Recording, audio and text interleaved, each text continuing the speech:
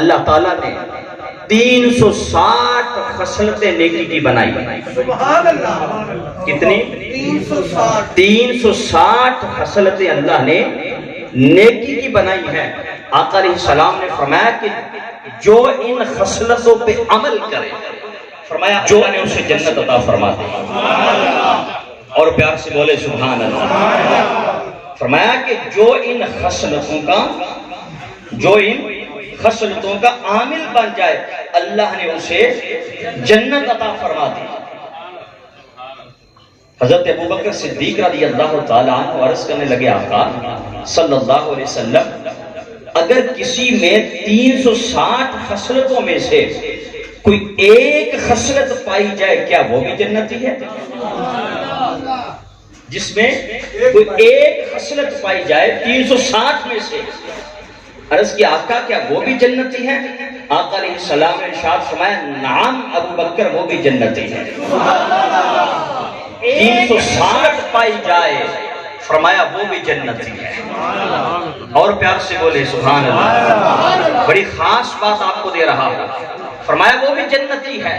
پھر حضرت ابوبکر صدیق رضی اللہ تعالیٰ عنہ عرض کرتے ہیں یا رسول اللہ صلی اللہ علیہ وسلم، پھر ان 360 خصلتوں میں سے کیا کوئی میرے اندر بھی پائی جاتی ہے؟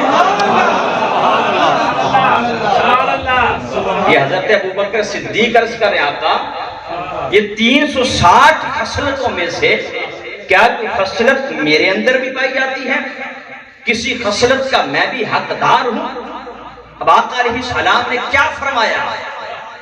حضرت صدیق اکبر کی شان سننے والوں سنو گے تو جھوم جاؤ گے. نبی پاک علیہ السلام فرماتے ہیں ابو بکر، اے ابو بکر، آپ ہی کی وہ ذات ہے کہ جس کے اندر 360 ساری خصلتیں اللہ نے جمع کروا دی ہے.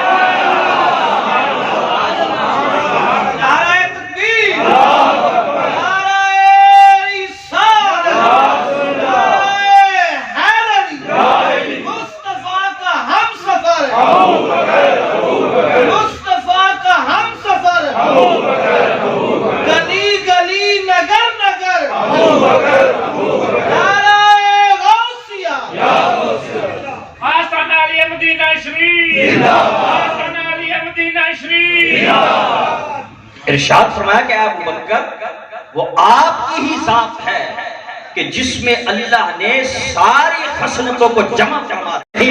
جو ابو بکر صدیق کی ذات میں نہ ہو کوئی رفعت ایسی نہیں جو ابو بکر صدیق کی ذات میں نہ ہو. فرمایا ساری خصلتوں کا منبع اللہ نے ابو بکر صدیق کو بنا دیا ہے. جس میں ایک خصلت پائی جائے وہ جنتی ہے. جس میں ایک خصلت پائی جائے آقا علیہ السلام نے فرمایا وہ جنتی ہے. تو جس میں 360 پائی جائے وہ کتنا بڑا جنتی ہوگا.